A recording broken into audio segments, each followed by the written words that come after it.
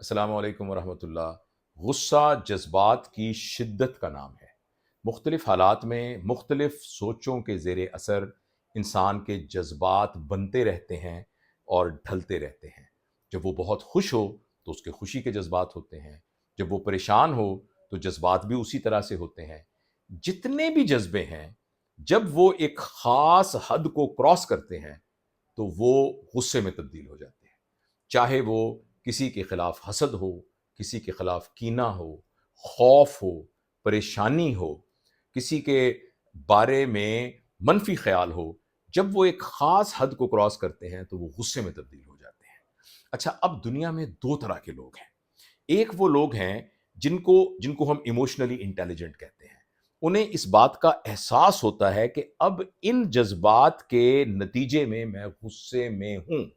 اور جن کو اس بات کا پتہ ہوتا ہے وہ اس غصے کو، میں معاف کیجیے گا انگریزی کا لفظ استعمال کر رہا ہوں، چارج نہیں ہونے دیتے، اس کو تقویت نہیں پہنچنے دیتے اور غصے کو سمجھ لیتے ہیں۔ ایسا کرنے سے وہ کنٹرولر وہ خود ہوتے ہیں، اور وہ غصے کو کنٹرول کر کے اپنی مرضی کی رخ میں اس کو لے جاتے ہیں۔ مگر وہ لوگ جو ایموشنلی انٹیلیجنٹ نہیں ہوتے،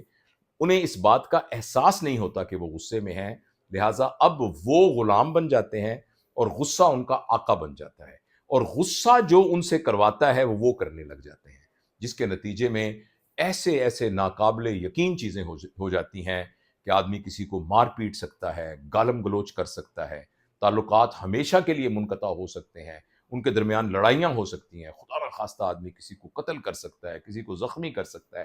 کوئی ایسا زندگی کا فیصلہ کر سکتا ہے جو کہ پھر واپس نہیں ہو سکتا۔ لیکن یہ ساری کی ساری باتیں سمجھنے سے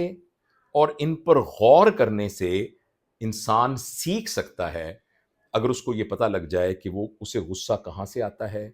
غصہ اس کے اوپر کیا برے اثرات ڈالتا ہے، جب غصہ آ جائے تو کیا کرنا ہے، اگر کوئی اور غصے میں ہو تو پھر کیا کرنا ہے، کیسے حالات کو اور غصے کو اپنے قابو میں رکھ کر اس طاقت کے سرچشمے کو ایک اپنی مرضی کے دھارے پہ کیسے موڑا جا سکتا ہے۔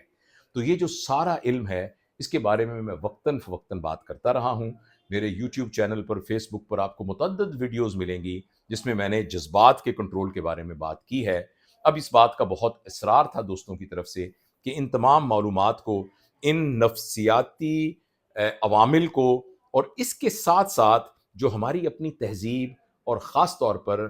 اللہ کے وحی کے ذریعے آیا ہوا علم اور نبی کریم صلی اللہ علیہ وسلم کی سیرت کے ذریعے ہمیں جو اسوہ پتہ چلا ہے،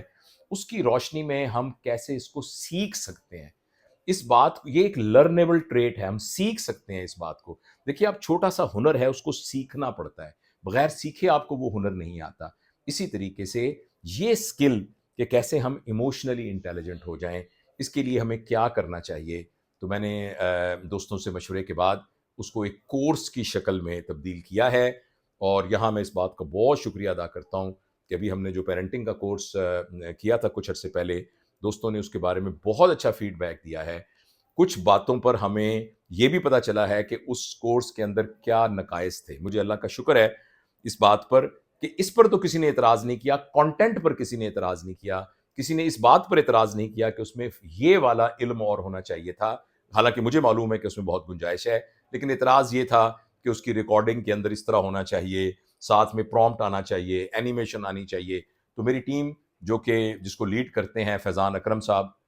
جو کہ 10x ڈیجیٹل ان کی ایک کمپنی ہے جو کہ سوشل پلیٹ فارمز کو دیکھتے ہیں، تو فیضان اکرم صاحب یعنی ہماری پوری ٹیم اس پر کوشش کر رہی ہے کہ اس میں موڈیفیکیشن کر سکے۔ البتہ یہ جو ہمارا